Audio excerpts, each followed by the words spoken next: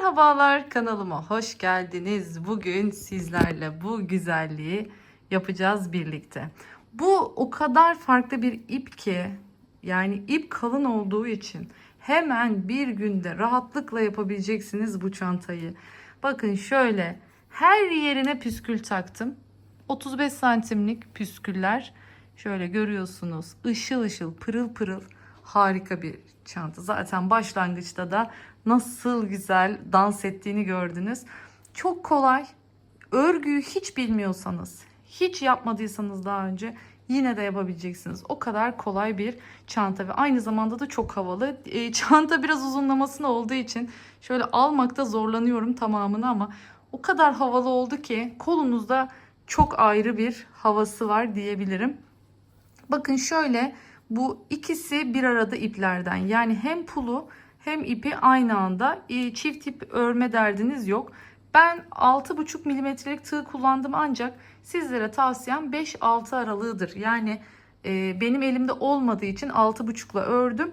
Ama zaten elim sıkı olduğu için ilmeklerimi yine sıkı tuttum. Bakın tek tek sonradan bağlıyoruz bunları kenarına. İçine şu anda ben şöyle bir deri astar koydum. Bunlar çok güzel ve çok kurtarıcı gerçekten. Alın bunu. Şimdi ben size başka bir renginde göstereyim. İçinden çıkartmakla uğraşmayayım. Şöyle göstereyim. O kadar kullanışlı ki. İçi de astarlı, dışı deri. Ağzında isterseniz büzmesi var, takabiliyorsunuz. Ve bunu alın, bütün çantalarınızın içine kullanın. O kadar rahat. Aynı zamanda böyle dilediğinizde hemen böyle elinize bunu alıp çıkartabilirsiniz, kılaç gibi. Gerçekten bu anlamda çok kurtarıcı ve çok kullanışlı. Yani bunu bütün çantalarınızın içine atarak astar derdinden kurtulabilirsiniz. Dilerseniz böyle işte küçük laptopları ya da vesaire böyle tabletleri falan da çok rahatlıkla kullanabilirsiniz. Onun için de çok ideal. Dediğim gibi deri olması da ayrı bir avantaj sağlıyor sizler için. İçinde ben belli olsun, siz görün diye. Bakın şu acı kahveyi koydum ama aslında bunu koyacağım. Yani bunun içine bu astarı tercih edeceğim. Bununla çok daha güzel bir bütünlük sağlıyor. Burada dediğim gibi ayırt edilebilsin, rahatlıkla görün istedim. Hani şu fileleri vesaire, içindeki astarı. O yüzden bu koyu rengi içine şimdilik taktım. Umarım beğenmişsinizdir. Umarım bu çantayı benimle örersiniz diyorum. Hala kanalıma abone olmadıysanız kanalıma ücretsiz bir şekilde abone olup bundan sonra yayınlayacak olduğum çantalardan böylelikle haberdar olabilirsiniz. Zil butonunu aktif hale getirmeyi unutmayın ki size her videom yayınlandığında bildirim gelebilsin. Beğenilerinizle, yorumlarınızla destek olursanız, yine hype butonuna basmayı da unutmazsanız çok çok mutlu olurum diyorum. Haydi hiç vakit kaybetmeyelim ve çantamızı örmeye başlayalım. Sadece ve sadece ne kaldı? Ne kadar ip kullandım onu söyleyeceğim. Diğer detaylar zaten videonun içinde var. Bu ipin buruşma derdi yok. Bu ipin yıprandığı vesaire oldu derdi yok. O kadar yumuşak ki aynı bir yün ip gibi. Yün ip gibi öreceksiniz ve dediğim gibi rahatlıkla, herhangi bir şekilde kirlense vesaire çok rahatlıkla yıkayabileceğiniz bir ip. O konuda içiniz rahat olsun. Yapı olarak bir kağıt rafya gibi değil ya da kağıt ip gibi değil, onu söyleyebilirim. Bunu gönül rahatlığıyla makineye vesaire atıp yıkayabilirsiniz. O anlamda hem örme kolaylığı size sağlayacak, hem de ip kalın olduğu için çok az ilmekle örüyorsunuz. Yani ilmek sayınız çok küçük oluyor ve böylelikle de çok hızlı bir sürede çantanızı tamamlayabiliyorsunuz. Toplamda 500 gram ip kullandım. Rafyalar 200 gramlık, yani toplamda 2,5 tane rafya kullanmanız yeterli olacak. Haydi hemen, ben sabırsızlanıyorum. Videomuza geçelim. Bu güzelliği birlikte örelim. Evet, başlayalım dilerseniz. Şimdi ben bu çantamda bu Hicaz yarnının iri pullu rafyalarını kullanıyorum. Bakın soft ve yıkanabilir bir rafya bu. Zaten örerken nasıl hissedeceksiniz biliyor musunuz? Hiç rafya ördüğünüzü anlamayacaksınız bir kere. Diyeceksiniz ki ben şu anda normal herhangi bir koton ip, yün ip örüyorum. Öyle hissedeceksiniz. O kadar yapı olarak normal rafya gibi değil. Yani çok farklı bir yapısı var, onu söyleyebilirim. Şimdi örerken zaten ne demek istediğimi anlayacaksınız. Şimdi şöyle göstermek istiyorum. Normalde çantamızın videosu bununla devam edecek. Yani ağız kısmını bunda göstereceğim, merak etmeyin. Zaten önemli olan kısım ağız kısmı. Geri kalan kısımda zaten bir sık iğne bir trabzan şeklinde ilerliyoruz. Bu kısmını siyah üzerinden göstereceğim. Hadi gelin şimdi hemen örmeye başlayalım. Şimdi ipim 200 gramlık bir ip ve 200 metrelik de bir ip. Oldukça dediğim gibi kalın olduğu için metresi 200 metre. Az ilmekle hemen kısa sürede çantanızı bitirebilmek için çok ideal. Şimdi öncelikle çiftli zincirle başlayacağım için bir miktar ip ayırmam gerekiyor buna. Bir 80 santim kadar diyebilirim. Bir ip bıraktım. Hani fazla olsun ama az olmasın. Gerçekten. Çünkü sonra baştan tekrar söküp yeniden başlamak zorunda kalabilirsiniz. 1 metre bırakın, garanti olsun. Şimdi şöyle bir tur çevirdim. Bakın. Şu ilmeğimi taktım. Ve diğerini içinden geçirdim. İlmeğimi taktım.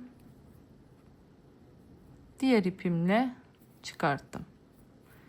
Bu ipimi ilmekledim. Bakın, çıkarttım. Böylelikle çiftli bir zincir oluşturmuş oluyoruz. Bu bize ilk alt kısımda daha tok ve daha düzgün bir başlangıç sağlayacak. Tekli zincirlerde esneme payı çok olur. Zinciri çekersiniz. İstediğiniz ölçüyü yakalamak zor olur. Bunda çok daha rahat bir şekilde ölçüyü yakalayabilirsiniz. Yani örneğin diyelim ki 30 santim mi çekmek istiyorsunuz? Yani bunda hemen hemen yaklaşık 30 santim çektiğinizde çantanızda 30 santim olur. 30 santime yakın olur. Şimdi kaç tane yapıyoruz bundan? 43 tane. Hadi şimdi hemen çekip geleyim. Siz ölçünüzü kendinize göre ayarlayabilirsiniz. Çanta gerçekten her iple olabilecek bir çanta. Normal koton makrome, normal makrome, işte polyester makrome, rafya ip, kağıt ip, hepsini kullanabilirsiniz. Burada santimlere dikkat etmeniz önemli olan. Şimdi santim ölçüsünü de vereceğim size. Siz o santime gelecek şekilde kendi çantanızı ipinize göre ayarlayabilirsiniz. Yani illaki bu ölçüde olacak diye 43 zincirle başlamak zorunda değilsiniz. Önemli olan dediğim gibi santim ölçümüz. Şimdi ben 43 ilmekle bu santime ulaşıyorum. Bakın şu başlangıç sık iğnemin olduğu yeri ölçüyorum. Sadece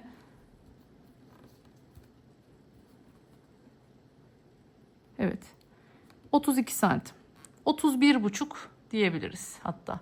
Yani 31,5-32 santim gibi bir bakın başlangıç sık iğnemiz var.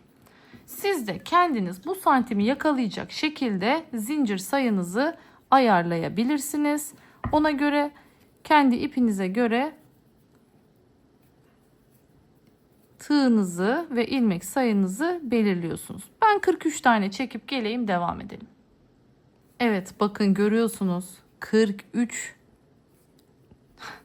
tam tamına denk geldi. Yani dediğim gibi siz garanti olsun şöyle bir metre falan bırakın.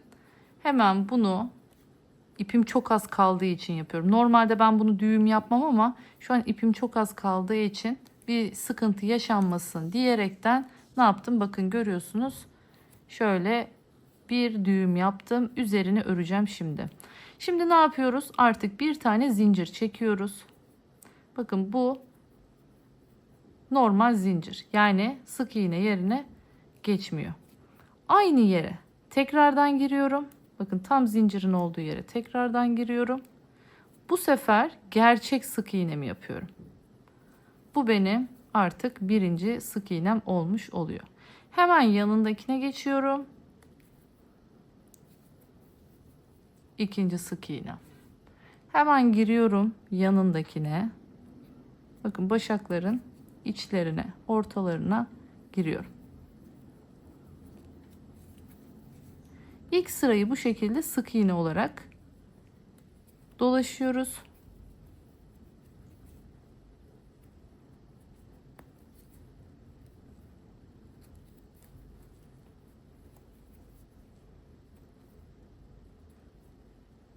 Bu ilk sırada biraz girmek zor oluyor. Tığımızın başı çok büyük olduğu için. Ama sonraki sıralarda rahatlıkla örebiliyorsunuz. Anlaşıldı diye düşünüyorum. Bakın bu şekilde sık iğnelerimizi yaparak ilerliyoruz. Evet, ne yaptım? Bakın 1, 2, 3, 4, 5, 6, 7 tane oldu. 43 tane olacak bu sık iğneden benim ölçüm için. Hemen kalanlarını çekip geliyorum. Evet, şimdi geldik. Bakın bu şekilde ilk sıramızı tamamladık. Bakalım şimdi bu haliyle de bir üstü örülmeden önce bir kontrol edelim. Bakalım aynı biraz önce söylediğimiz ölçümü oluyor. Evet, bakın şu anda bu şekildeyken 33 santim olarak gözüküyor. 33,5. Ama dediğim gibi üzerine ördüğümüz zaman ölçümüz biraz daha toplayacak. Şimdi geldim. Bakın tığımı uzattım. Döndürdüm. Buradaki ilk tepe görüyorsunuz. Normal sık iğnemizin ilk tepesine giriyoruz. Uzattım bunu. Şimdi bunun içinden geçiyorum. Bunun arkasından geçiyorum. Bakın şöyle dolattırdım. Bu benim ilk kenar trabzanım olmuş oluyor. Araya bir zincir çekiyorum. Bir atlıyorum. Yanındakine batacağım. Ama bunu ne zaman yapacağım? Diğer sıralarda. Şimdi ben burada ilk başlangıca bir meyil vermek istediğim için şöyle başlangıçta bakın şu şekilde bir meyil vermek istediğim için köşe sivri olmasın diye tığımı doluyup aynı yere tekrar batıyorum. Yine 1, 2. Bir zincir çektim. Bir atladım yanındakine. Yani sadece kenardakine bakın buraya aynı noktaya bir kez daha batıyoruz.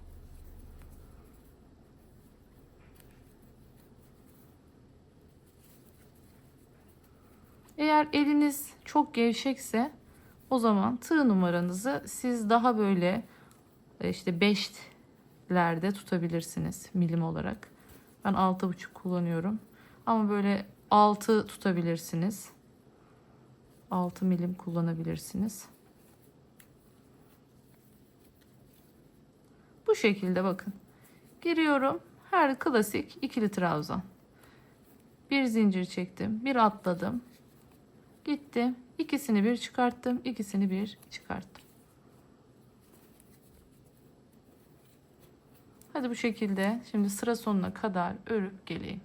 Evet, geldim sonuncuya. Bakın buraya trabzanımı yaptım ama yine bir zincir çektim. Şimdi aynı yere tekrardan giriyorum ve böylelikle burada da arttırmamı yapmış oluyorum. Şimdi bir zincir çekip dönüyorum.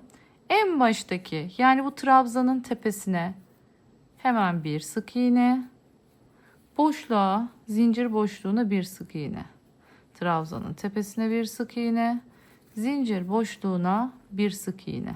Şimdi bu şekilde de sıranın sonuna kadar geleceğiz. Sistem hep aynı bundan sonra. Artık arttırmamız da yok. Bir sıra file, bir sıra sık iğne şeklinde gideceğiz. Bir tane zincir boşluğuna, bir tane trabzanın tepesine. Dediğim gibi renkten dolayı kusura bakmayın. Ne yapacağım? Ben merak etmeyin. Bu kısımdan sonraki her yer açık renk olan hasır rengi üzerinden gösterilecek size. O şekilde daha rahat görebileceksiniz. Evet, mantık anlaşıldı diye düşünüyorum. Yine sıranın sonuna kadar gidip geliyorum. Evet, sıranın sonuna geldim. Bakın en son bu en kenardaki trabzanın tepesine de battım. Şimdi tekrardan ipimi uzattım, döndürdüm, döndüm. Ne yaptım? İlk baştaki sık iğnenin tepesine girdim. Bunun içinden geçtim. Bakın. Diğerinin arkasından dolandım. Geldim. Aradaki şeylere takılabiliyor bazen. Bu pullu ipi sardı. Şimdi burada eğer ki döndüğünüzde karıştırıyorsanız hemen bakın bu sondaki trabzanın tepesine bir işaretleyici takabilirsiniz. Böylece nereye batacağınızı bilirsiniz. Bir tane zincir çektim, bir tane atladım yanındakine. Bakın bir tane sık iğne, bir tane file şeklinde. Bunu kaç kez yapacağız? 14 sırada yapacağız. Şu an ne yapıyorum? Bir zincir çekiyorum, bir tane atlıyorum. Diğer sık iğnenin tepesine gidip bir ikili trabzan yapıyorum. Şimdi anlaşıldı diye düşünüyorum. Bakın artık tekrar ediyoruz. Bunun üst sırasına çıktığımda ne yapacağım? Yine bu sefer sık iğne yapacağım.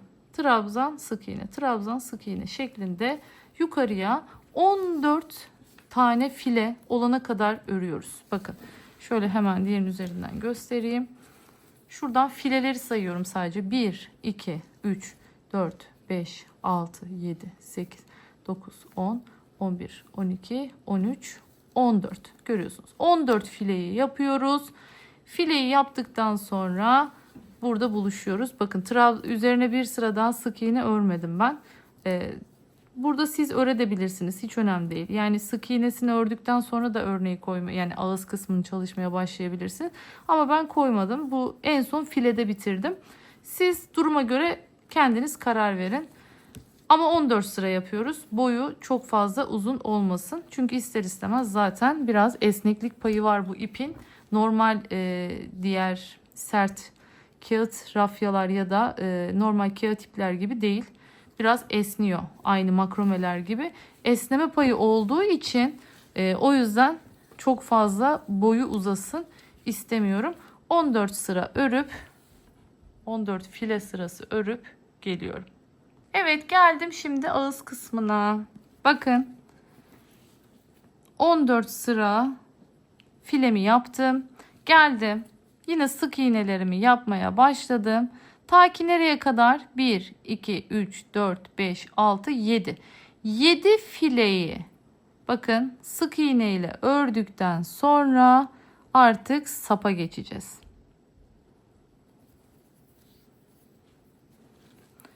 Sapa geçerken 60 tane zincir çekiyorum. 2, 3, 4, 5, 6, 7, 8, 9, 10.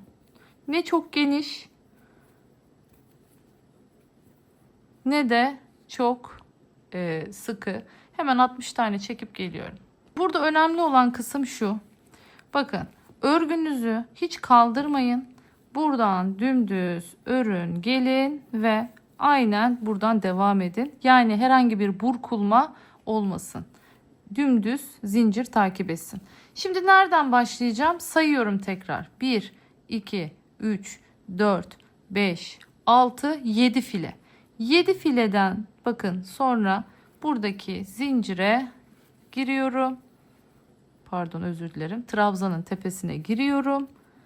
Sık iğnemi yapıyorum. Bir boşluğa bir tane trabzanın tepesine. Bir boşluk, bir tane tepesine. Bir boşluğa bir tane tepesine.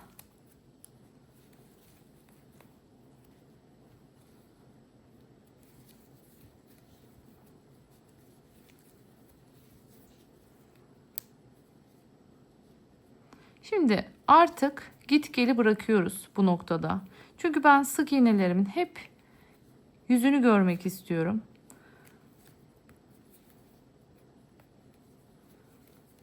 Bundan dolayı da bakın en son trabzanımız bu. Trabzanın tepesine de mutlaka batıyoruz.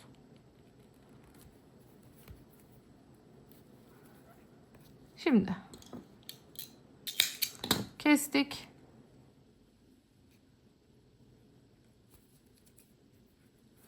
Hemen ipimizi çektik. Bir sonraki sırada hemen bunun üstüne örerekten yoluma devam edeceğim. Yine en baştan başlıyorum.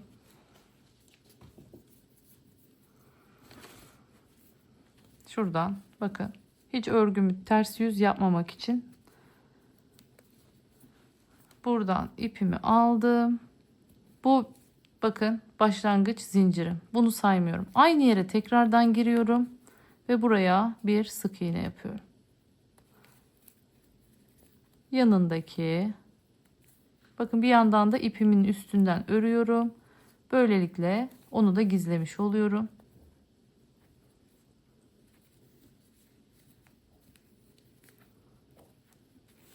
Evet.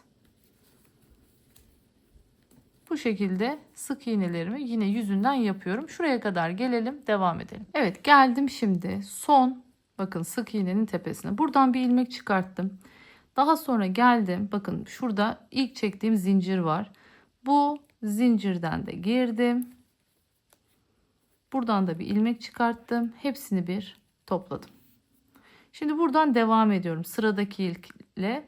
Bakın batarken 2 kanat birden alıyorum. Yani altta tek kanat bırakıyorum. Şimdi arka kanattan batmak aslında çok daha kolay. Ama tığım çok büyük olduğu için ben çok zorlandım. O yüzden mecburen böyle örüyorum. Sonra zaten ilmek kaydırmayla dolaştığımız için o kısım kapanıyor. Merak etmeyin. Ama siz farklı bir ip kullanıyorsanız, düşük numara tığ kullanıyorsanız doğrudan şu arka ilmekleri kullanabilirsiniz. Şimdi bakın bu da anlaşıldı diye düşünüyorum. Son kez tekrar göstereyim. Normal sık iğne yapıyorum. Girerken bakın buna değil ikisine birden. Şöyle 2 kanat birden giriyorum. İlmeğimi geçirdim. Altta sadece tek bir, bakın bu şekilde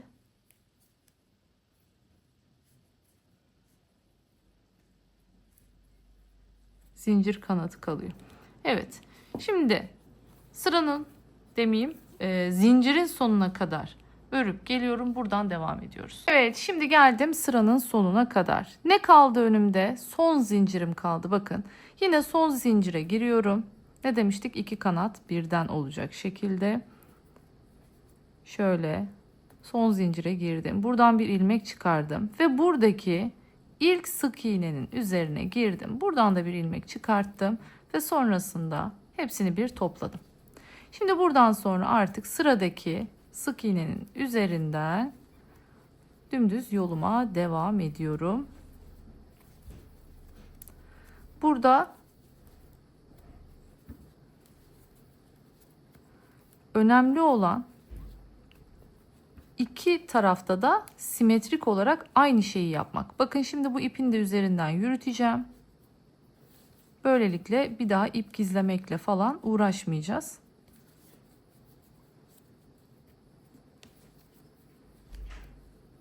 Evet, burada düğüm varmış.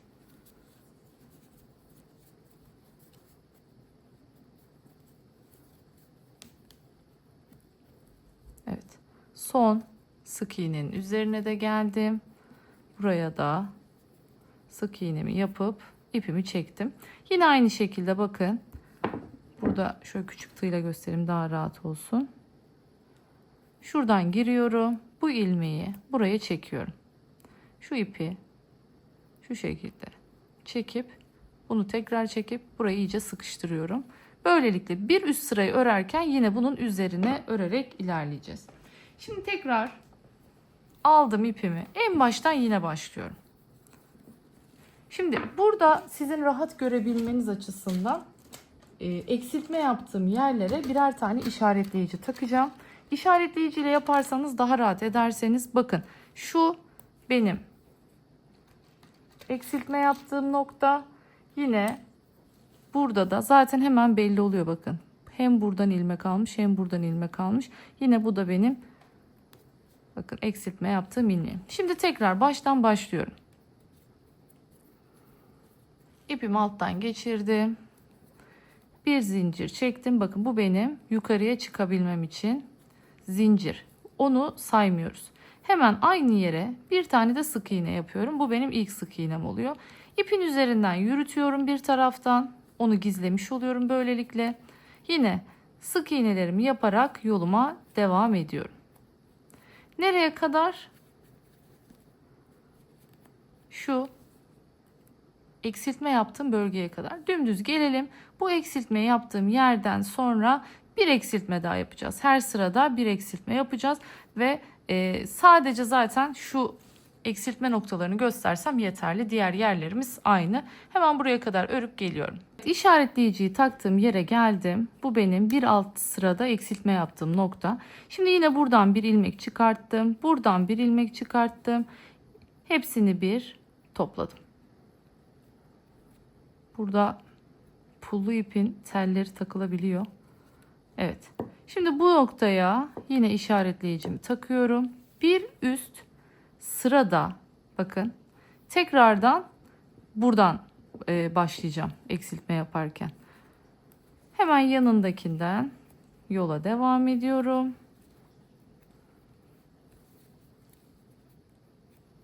Eğer ipiniz ince ise bu eksiltmeler bazen 2 değil 3 ilmekli olur. Yani o zaman ne yapacaksınız? Bir öncekini eksiltme yaptığınız noktayı ve bir sonrakini, üçünü birden eksiltmeniz gerekebilir.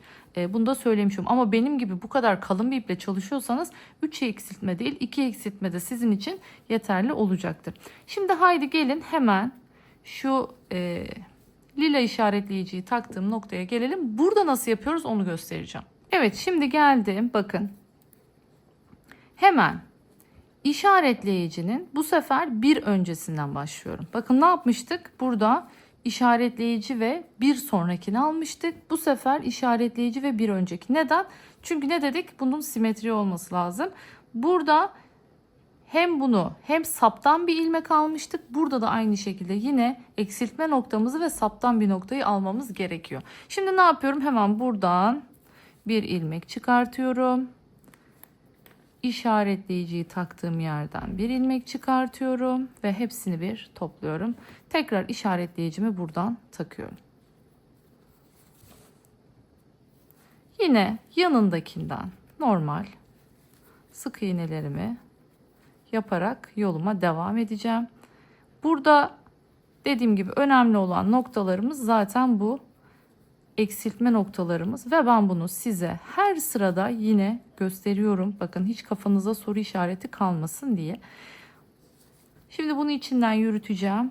Tekrardan bir üst sıraya başlıyorum, geliyorum, işaretleyicinin olduğu noktaya geliyorum.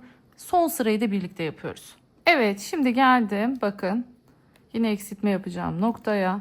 İşaretleyicimi olduğu yerden bir ilmek çıkarttım. Bir sonrasından tekrar bir ilmek çıkarttım ve ikisini bir topladım. Bakın bu şekilde üst üste 3 tane şöyle eksiltmemiz olmuş oldu.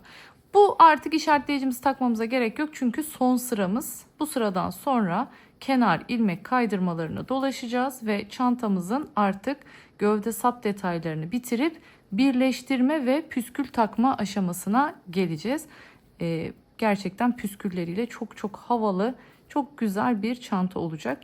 Burada ben ipin aynısını kullanacağım. Devamlılığını getirmek adına. Şimdi şuraya kadar geleyim. Burayı da son kez göstereyim. Ondan sonra ilmek kaydırma ile devam edelim. Evet, geldim sıranın sonuna tekrardan. Yine bakın işaretleyicim.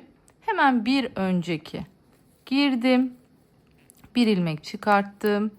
İşaretleyicimin olduğu yerden de bir ilmek çıkarttım. Hepsini bir topladım. Yanındakinden sık iğnelerimi yapmaya devam ediyorum. İşte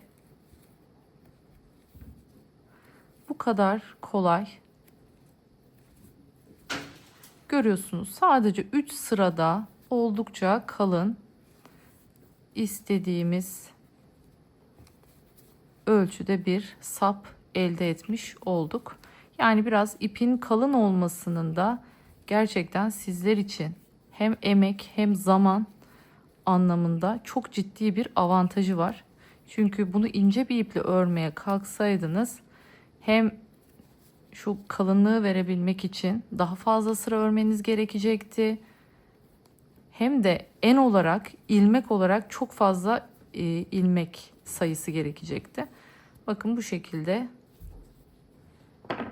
kolaylıkla çantamızı tamamladık. Evet.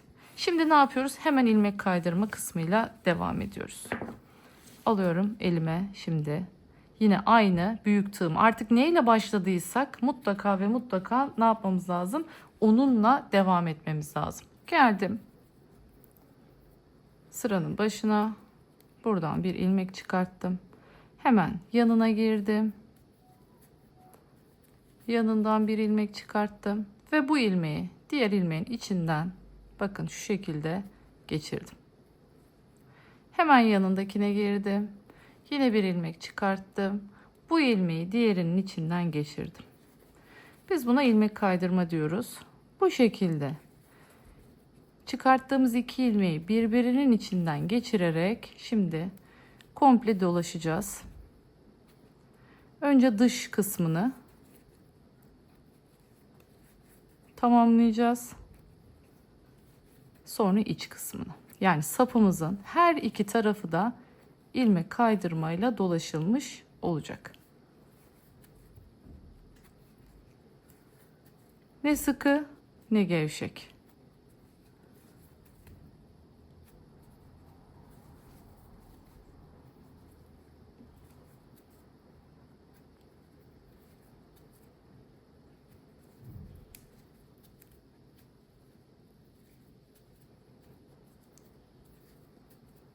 Bakın bu şekilde. Görüyorsunuz ne kadar düzgün bir kenar hattı elde ediyoruz böylece. Hemen şimdi bu şekilde sıranın sonuna kadar örüp geliyorum. Şimdi geldim sıranın sonuna. Son ilmeğin içine de bakın bu şekilde ne yaptım? Görüyorsunuz ilmek kaydırmamı yaptım. Şimdi buradan bir zincir daha çekiyorum ve ipimi kesiyorum. Şimdi şu içinden bakın normalde üstünü hep içinden yürüttüğümüz ip ama şimdi içinden yürütemeyeceğimiz için ne yapacağız? Bunları iğneyle gizleyeceğiz. Bunu yaparken şuna dikkat edin. Şimdi ipimiz çok kalın olduğu için ikisini de aynı sıra içinde gizlersek bu çok belirgin bir kalınlık farkı ortaya çıkartacak. O yüzden ne yapıyoruz? Bir tanesini bir sıradan, bir tanesini diğer sıradan gizliyoruz. Bakın şimdi ilk olarak bir ipimi şu görmüş olduğunuz ilk sık iğne sırasından bir gizlemeye başlıyorum. Bunun için kalın bir etamin iğnesi tercih ediyorum.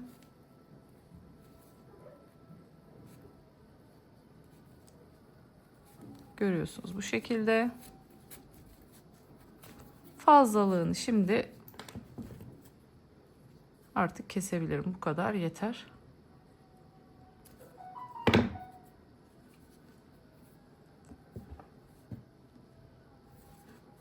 Şimdi diğer ipimizi de ne yapacağız? Alt sıraya göndereceğim. O yüzden şöyle ilmeklerin içinden bir onu kenarda şöyle sıkıştırmış oluyorum ve sonrasında bu sefer alt sıradaki sık iğnelerimin arasından şöyle ilerletiyorum. Bu ipi de bu şekilde gizledim. İplerinizi hep böyle gizleyebilirsiniz. Fazlasını yine burada kesiyorum. Şimdi sapımızın bir tarafı bakın gördüğünüz gibi artık düzgün bir kenar hattına kavuştu. Birazcık da böyle toparladı, güzel oldu. Şimdi geldik diğer iç kısmına. İç kısmına istediğiniz yerden başlayabilirsiniz. Nereden başlarsanız orada bitirirsiniz. Hiç sorun olmaz. Ben şöyle isterseniz direkt sap ortasından başlayalım. Şöyle herhangi bir noktadan girdim. Yine aynı şekilde ipimi alıyorum. Hemen yanındaki ilmeğe giriyorum. Yine ilmek kaydırmamı yaptım. Yanındaki ilmek kaydırma. Yanındaki ilmek kaydırma. Yani bir kenarda olan ilmek kaydırma görüntüsü artık diğer kenarında da olacak. Böylece hem de şuradaki tek kanadı güçlendirmiş oluyoruz. Tığ kalın olduğu için biraz ilmek kaydırma zor olabiliyor bu tarz telli iplerde. Tel taktırmamaya dikkat edin.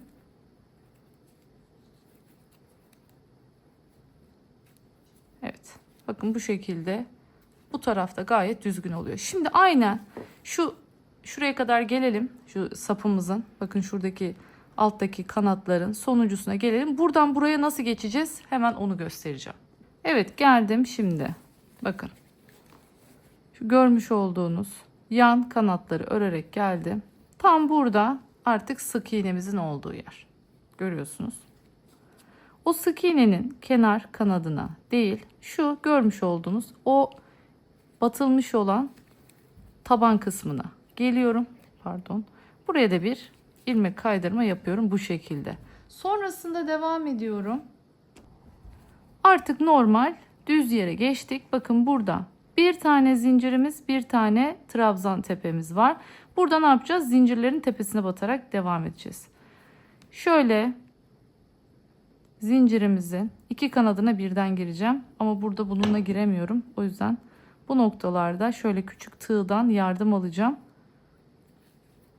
Ama bunu yaparken buradaki ilmeğimi küçültmemem lazım. Bu önemli. Yani şöyle hafif bunları uzatarak yapacağım ki kasma olmasın. Bakın bir tane trabzanın tepesine uzattım. Bir tane zincirin tepesine yine uzatıyorum. Bir tane trabzanın tepesine uzattım. Bir tane zincirin,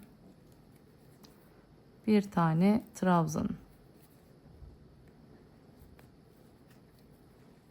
Böylelikle sanki büyük tığla örüyormuşum gibi ilmeklerimi büyük büyük yapıyorum bakın.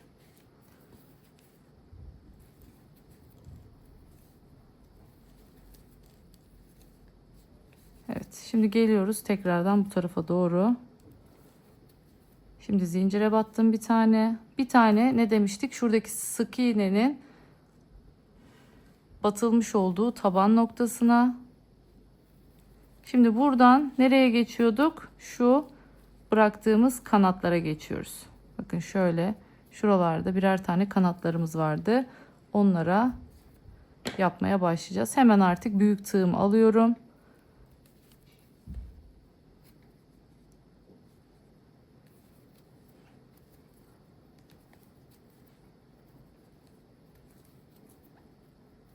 Bu şekilde yoluma devam ediyorum. Şimdi başladığım yer burası. Bakın buradan başlamıştım.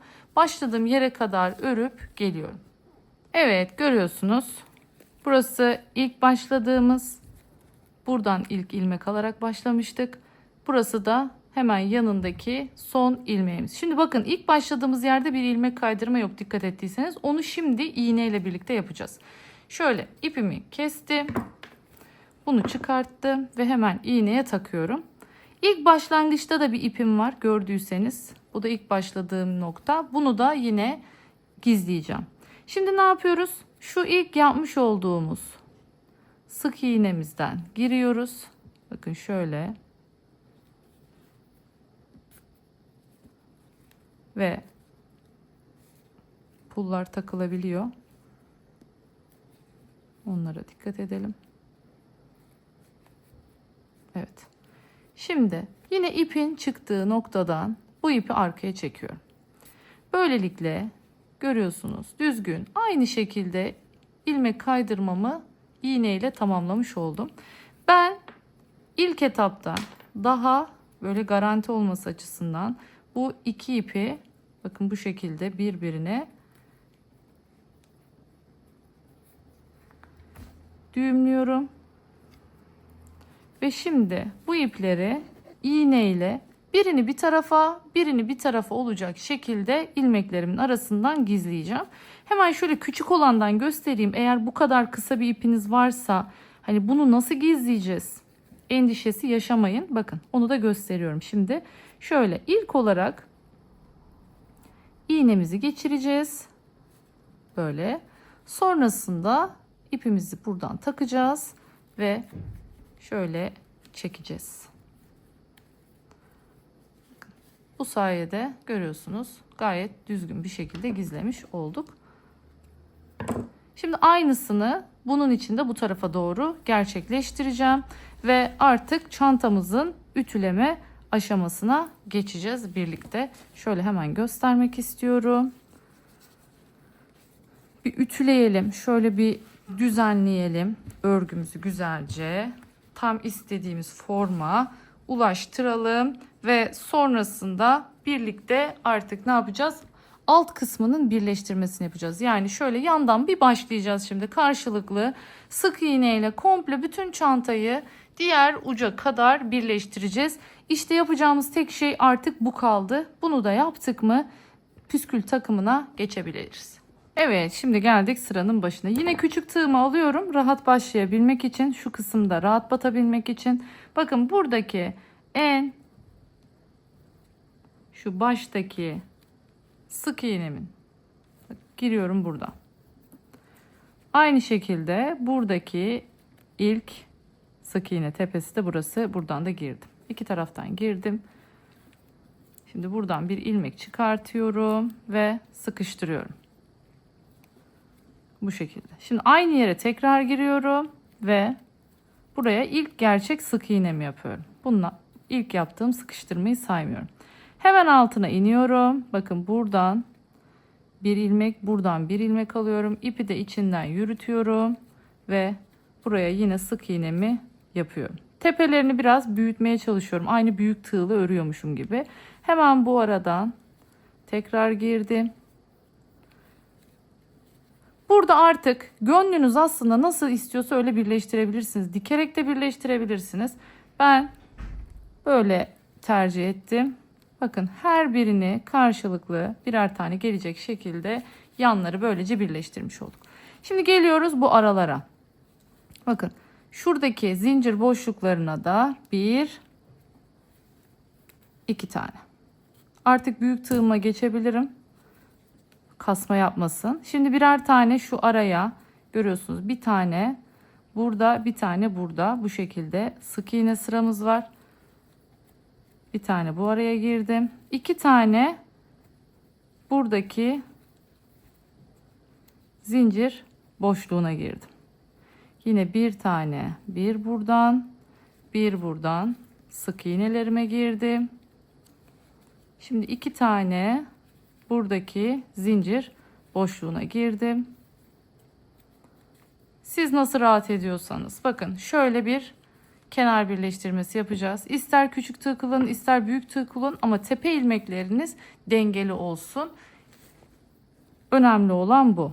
Yine bakın girdim sık iğne sırası, geldim zincir sırası. Hep böyle gideceğiz. Zaten burayı biliyorsunuz. Normal geldik. Bakın yine bir tane, iki tane dedik.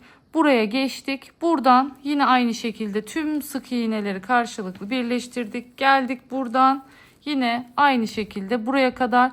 Burada da bakın 1, 2, 3, 4 sıramız var. Yine 1, 2, 3, 4 sık iğne ile birleştirmiş olup ağız kısmına kadar geleceğiz.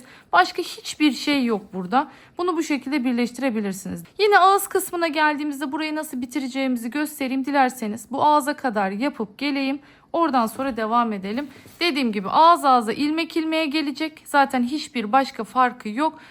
Zaten rahatlıkla yapabileceksiniz baştan sona kadar. Evet, ütüleyip geldim. İnanın böyle de o kadar güzel oldu ki. Yani hiç püskül takmasanız bile gerçekten rahatlıkla kullanabilirsiniz. Onu söyleyeyim.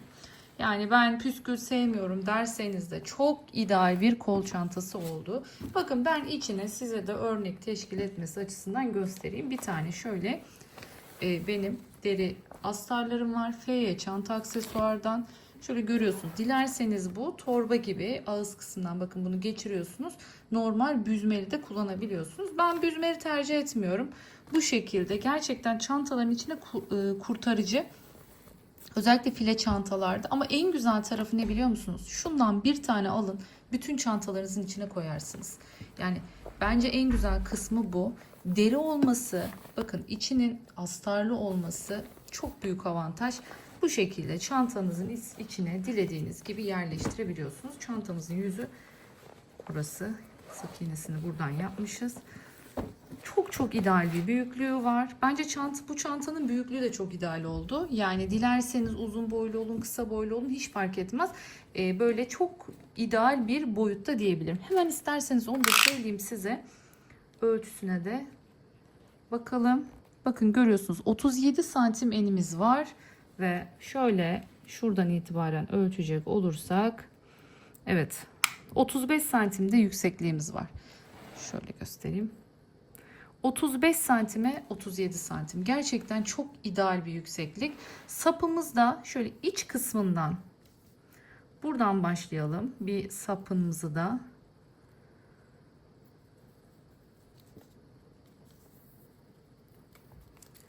koluma taktım. Gerçekten çok ideal. Çok uzun sapı da sevmiyorum örgü çantalarda.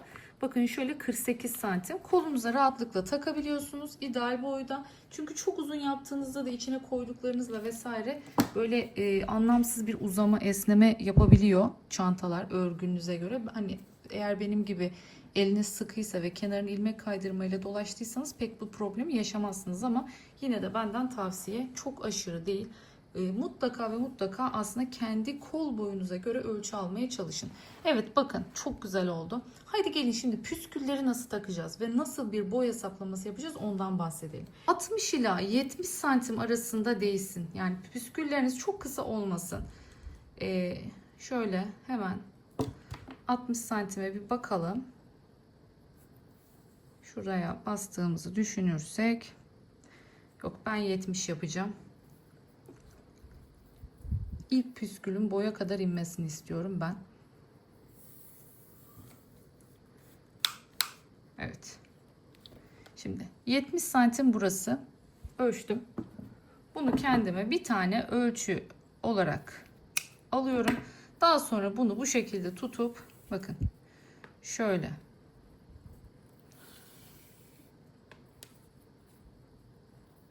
şu şekilde ilerliyorsunuz. Aynı aslında bir nevi kartona sarmak gibi. Ama kartona biraz daha da hızlı sarabilirsiniz. Hangisi size kolay geliyorsa. Ben şimdi size göstermek için belli bir miktar yapacağım. Kalanını sonra kendim yaparım. Nasıl yapıyoruz, nasıl takacağız onu göstereceğim şimdi.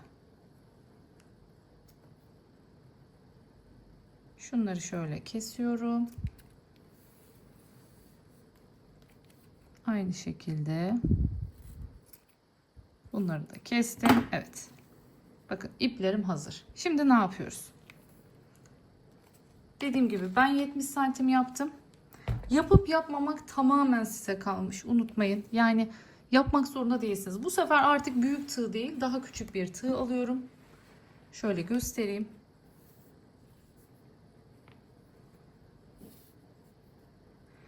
Orta noktalarını alıyoruz. Şöyle. Geliyorum en baştakine.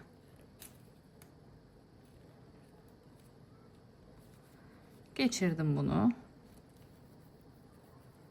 Bakın bu şekilde içinden geçiriyorum ve sıkıştırıyorum. İşte bu kadar. Ama bunu yaparken dediğim gibi dengeli yapın. Sonra uçlarını eşitlemek için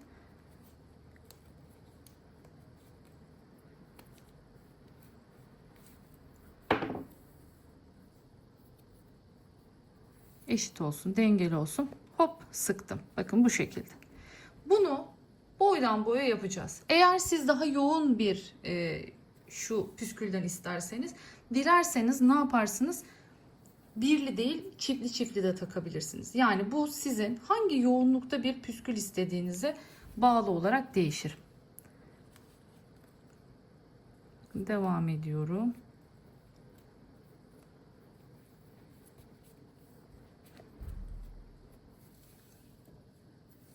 Gerçekten kolaylıkla yapabileceksiniz. Yapması zevkli ama sonuç şahane olacak.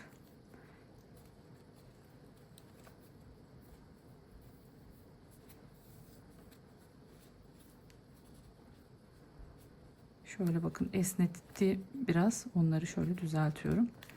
Bu şekilde yolumuza devam ediyoruz. Son kez bir daha göstereceğim. Bakın şöyle uçlarını denkleştirdim, eşitledim. Buradan girdim. Tığımla çektim. Sonra içinden geçirdim. Ve sıkıştırdım. İşte bu kadar basit. Görüyorsunuz. Dediğim gibi eğer zayıf gelirse 2 takabilirsiniz. Yani tek seferde 2 tane. Yani şöyle göstereyim.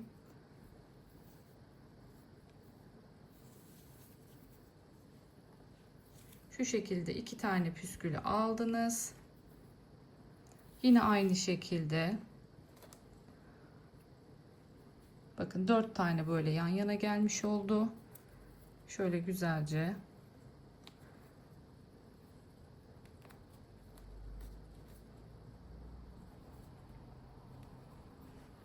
evet. Pullar bazen takılabiliyor. Şöyle içinden geçirdim. Sonrasında sıkıştırıyorum. Şöyle güzelce.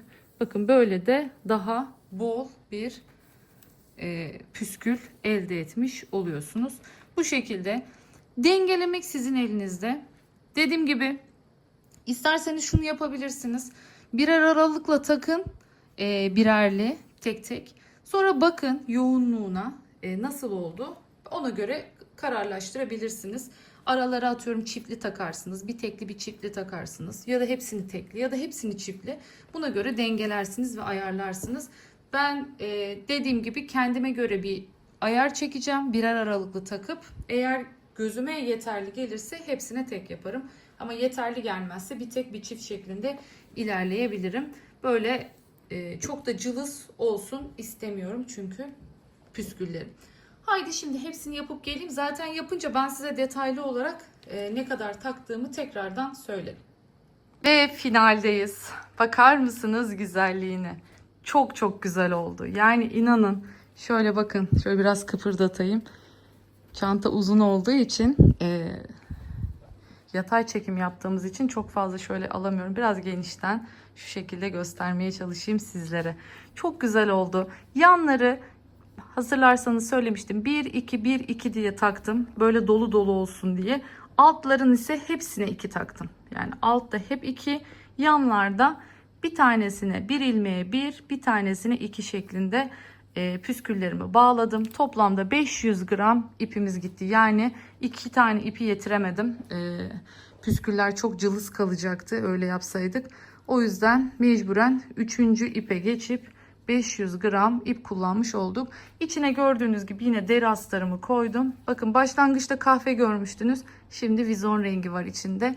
Bu bence çok çok daha güzel oluyor ama dediğim gibi diğeri biraz daha belirgin olsun görün diye koymuştum.